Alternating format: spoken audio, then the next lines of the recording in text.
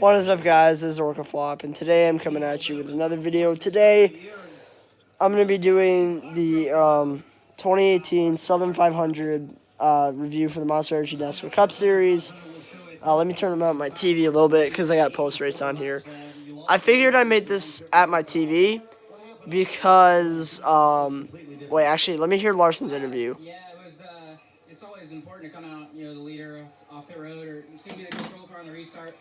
I felt like if I could have been in clean air, I'd have been all right. Hopefully I don't get copyrighted. All day, anytime I get to traffic, I'd get loose. And there, that last run, I was just really loose behind. Well, I guess I wasn't really that close to Brad, but I was just loose that last run and allowed Joey to get by.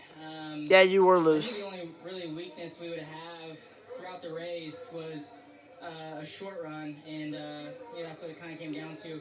Long runs, I was really, really good all race long, so that was good. Hats off to everybody back at our race shop.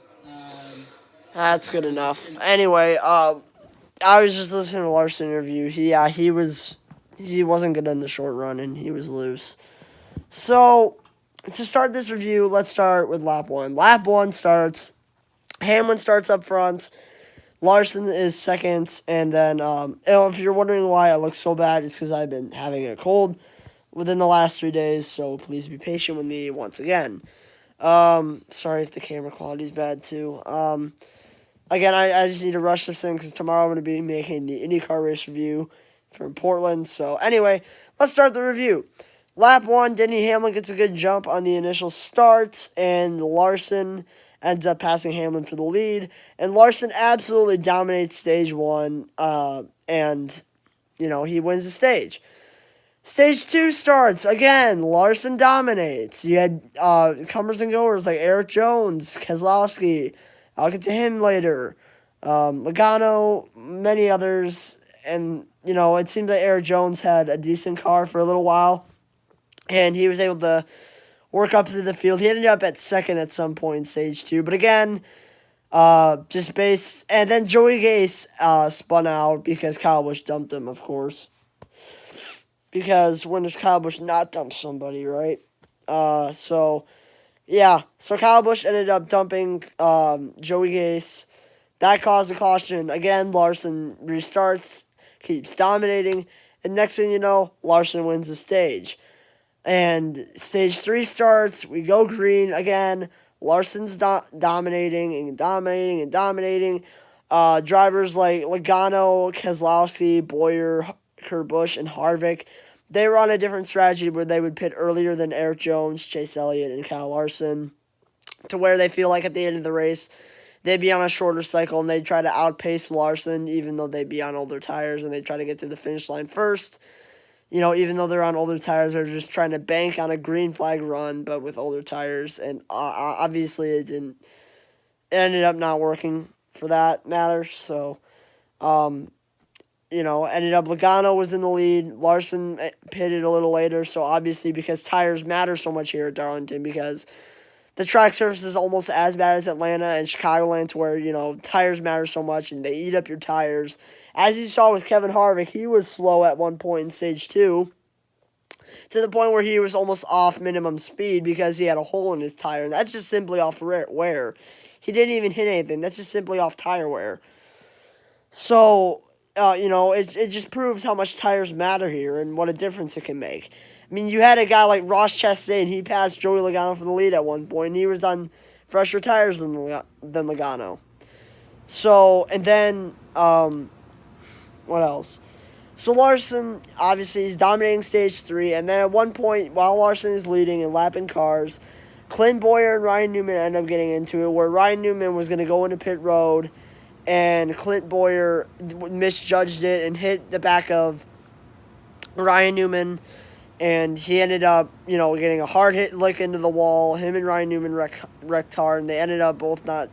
Boyer ended up getting out, and Ryan Newman ended up not being in contention. And another thing, before I continue on with this, shout out to Jimmy Johnson. Nice job DNFing for the millionth time this season in an ugly-ass throwback that no one liked. And I know it's biased for me to say because Truex didn't even run a throwback, but yeah, guess what?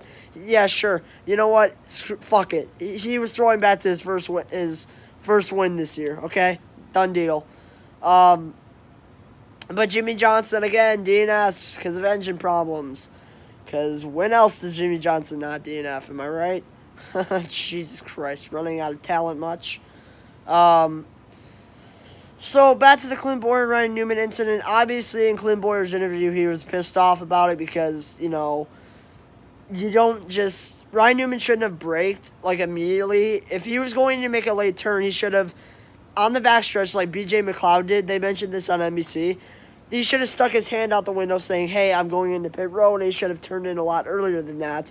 But Ryan Newman, I guess maybe it was a late judgment call, and he ended up going into pit road earlier or turning into the pit road earlier than he expected it to. And Clint Boyer didn't see it coming. He was riding the bottom, trying to do what Kevin Harvick was doing for the majority of the race. And next thing you know, he ends up hitting the back of Newman. They wreck, and shit goes on from there. So that happened, yes.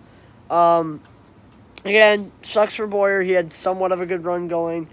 Newman washed up much. Oh, God. And then after that, we go green again. Keselowski and Logano get good pit stops. Larson ends up being behind in front of Keselowski in the restart. We go green. Larson takes the lead. Keselowski was barely reeling in Kyle Larson on those last laps. And, Larson ended up having the advantage until there was debris from I don't know who the fuck what. But there ended up... Oh, hi, Fluffy. That's my cat. Larson ended up having debris. There was debris on the track. They ended up calling a stupid-ass debris caution, even though by the time they called it, it was already at the outside of the track, and it wasn't going to start another fucking 9/11. But no, debris on the track. It's going to cause World War fucking 3. Okay, NASCAR, fuck off. Speaking of NASCAR and their inconsistent calls, how about all those fucking tire violations? Fucking Truex's tire violation was bullshit because it was on the fucking line. It wasn't going to cost anything. There was nothing to be in danger of when it's on the fucking line. What? I don't understand. I thought it was supposed to be past the line, not on the fucking line, NASCAR. Fuck off. And because of that ended up fucking Truex out of it because Austin Dillon ended up staying ahead of Larson in stage 2, and he ended up getting the free pass, not Truex. So... Speaking of Austin Dillon, that's a dick move to race Larson so hard in stage 1 to where you're putting him in the wall. Fuck off. Where was I? Okay, we go green again. Larson takes the lead from Keselowski. Jeffrey Earnhardt spins out with what? It's 15 to go or something like that. Jeffrey Earnhardt spins out. We go into pit road. Keselowski, still don't even know why they pitted. But again, tires matter so much, and they probably had a lot of spares left considering they were going on such long green flag runs. So, next thing you know, Keselowski chooses the inside because he gets ahead of Larson barely. I really thought Larson got ahead of, Keselowski, but whatever. It is what it is. So, Keselowski gets ahead of Larson, and Larson gets ahead of Logano. And we go green. Keselowski gets a wonderful restart in the inside. Larson gets the wrong adjustment. Keselowski's in clean air, so obviously he's off into another dimension. Larson falls back because he's too free and he's loose. Logano ends up passing Larson. And Harvick's working on Larson. And, of course, Larson's so free to the point where Harvick almost did pass Larson. And Larson pretty much had no chance from there. So, and then Keselowski runs away. And Keselowski wins the Southern 500. Again, I don't have a problem with Keselowski. I think he's a great guy. He's definitely a personality for the sport as he's celebrating with champagne right now with Paul Wolfe. Okay. So, there's nothing wrong with Brad Keselowski, in my opinion. He's a good driver. He speaks his mind, and we need more drivers like that. I know Kyle Busch does it too, but I think he does it in a different manner than people would want to. But Keselowski, he swept the weekend. He ended up winning the Xfinity race, and lo and behold, he wins the Cup race as well, the Southern 500, with a beautiful Rusty Wallace throwback that you can't deny looks nice. I love the old Rusty Wallace paint schemes with the old Ford Thunderbird. Oh, that was nice. Back in, like, what, 94? 94 or 90, 92? Maybe early 90s. 1990, I think it was. At least that specific throwback was 1990. Pretty sure. Um, so, yeah. Congrats to Brad Keselowski. You got the restart right. Your pit crew did an amazing job. He even said it. Sucks for Kyle Larson because he swept the stages. He had the fastest car all night. And what? Lo and behold, of course, he's the 2017 Chase Elliott, as NASCAR Racing Fan 2015 puts on his Twitter. So, ultimately, this race I give a 7 out of 10.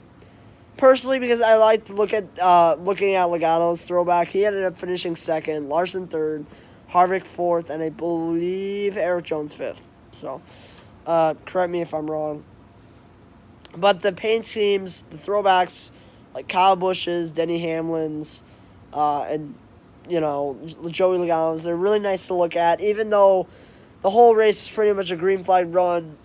But, hey, at least the finish was somewhat good. But I give it a 7 out of 10 just because we had to look at cool, older paint schemes from back in the day when NASCAR had good ratings. What?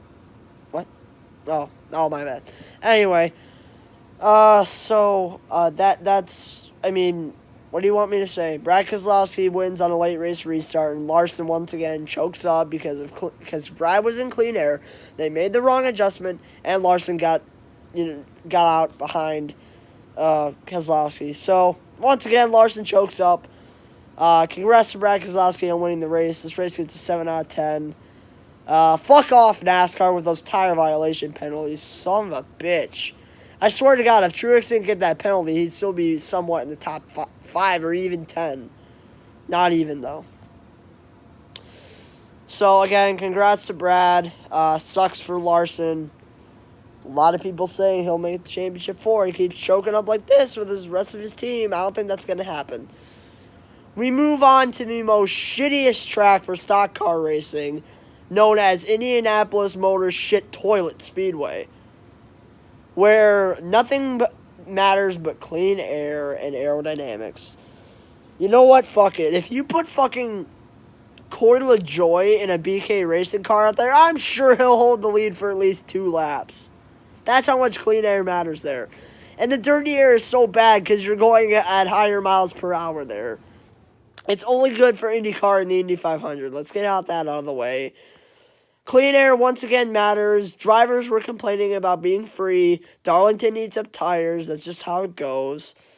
Race gets a 7 out of 10. Again, congrats, Brad Keselowski. Yeah, I'll see you guys in the next one. Expect a Portland IndyCar race review tomorrow. Again, bye.